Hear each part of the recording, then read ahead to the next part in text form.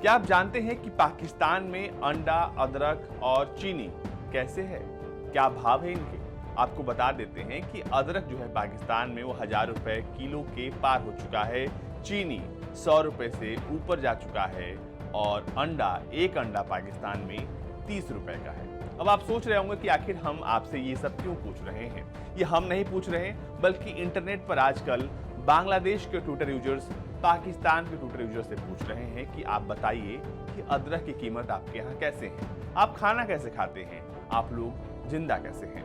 ये तमाम सवाल हैं बांग्लादेशी ट्विटर यूजर्स के और ये सब कुछ पूछा जा रहा है पाकिस्तान से बैठकर ट्वीट करने वाले उन पाकिस्तानी ट्विटर यूजर्स से। आखिर ये पूरी खबर है क्या और क्यों लगातार पाकिस्तान के ट्विटर यूजर्स को बांग्लादेश के ट्विटर यूजर्स ट्रोल कर रहे हैं और क्या पूरा मसला है, ये बताते हैं हम आपको। दरअसल इन सब के बीच में भारत भी है। भारत ऐसे है कि प्रधानमंत्री मोदी कल बांग्लादेश की यात्रा पर होंगे, यानी कि 26 और 27 को बांग्लादेश में रहेंगे, लेकिन उनकी यात्रा से ठीक पहले अब ट्विटर वॉर छिड़ गया है। Twitter war Bangladesh versus Pakistan.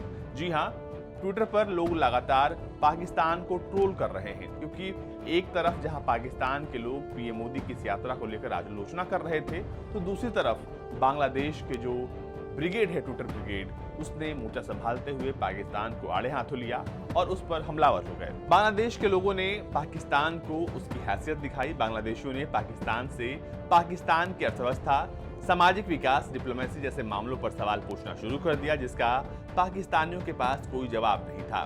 Bangladesh के ट्विटर यूजर्स ने पाकिस्तान की नाकामयाबियों को गिनाते हुए सवाल पूछना शुरू कर दिया कि बताओ पाकिस्तानियों, अपने प्रधानमंत्री इमरान खान से पूछो कि क्या पीएमओ का बिजली बिल भर दिया गया है। इसके अलावा एक बांग्लादेशी ट्विटर यूजर ने पूछा 30 रुपए का अंडा और 1000 रुपए किलो अदरक, बताओ पाकिस्तानियों तुम लोग खाना क्या खाते हो? क्या सिर्फ सूखा गेहूं खाते हो? इसके साथ ही बांग्लादेश के युवाओं ने पाकिस्तान सरकार और पाकिस्तानियों की इस बात पर सख्त निंदा की है कि बांग्लादेश में कट्टरपंथियों को बढ़ावा देने के लिए पाकिस्तान फंड देता है।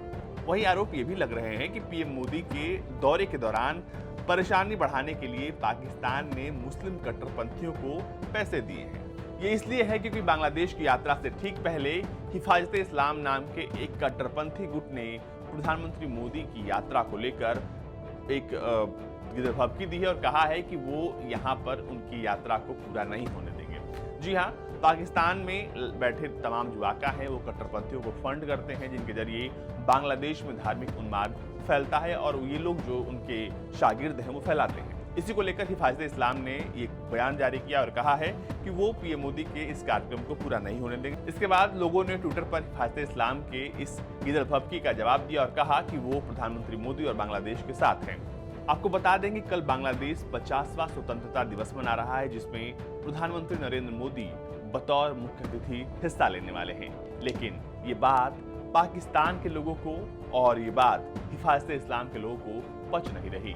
वो लगातार कोशिश कर रहे हैं कि उन्माद फैलाया जाए, लेकिन इसके लिए पूरी व्यवस्था सुरक्षा एजेंसियों ने कर ली है, बांग्लादेश की सरकार ने कर ली। आपको बता दें कि जो भी लोग पीएम मोदी के साथ जाएंगे उनके पास कोविड-19 की निगेटिव रिपोर्ट होनी जरूरी है। जो भी लोग उनके साथ मन साझा करेंगे उनकी कोविड-19 की रिपोर्ट जो है वो होनी चाहिए। इसके अलावा जो भी सुरक्षाकर्मी तैनात होंगे उनकी टेस्टिंग भी की गई है और वो तमाम जगह या फिर वो तमाम लोग जो पीएम मोदी के इर्द गिर्द रहेंगे उनकी कोविड-19 की निगेटिव रिपोर्ट होनी अनिवार्य कर दी गई है। इसके अलावा आपको बता दें कि प्रधानमंत्री जब कल जाएंगे बांग्लादेश, उसके बाद से इन देशों के बीच बहुत कुछ बदलने वाला है।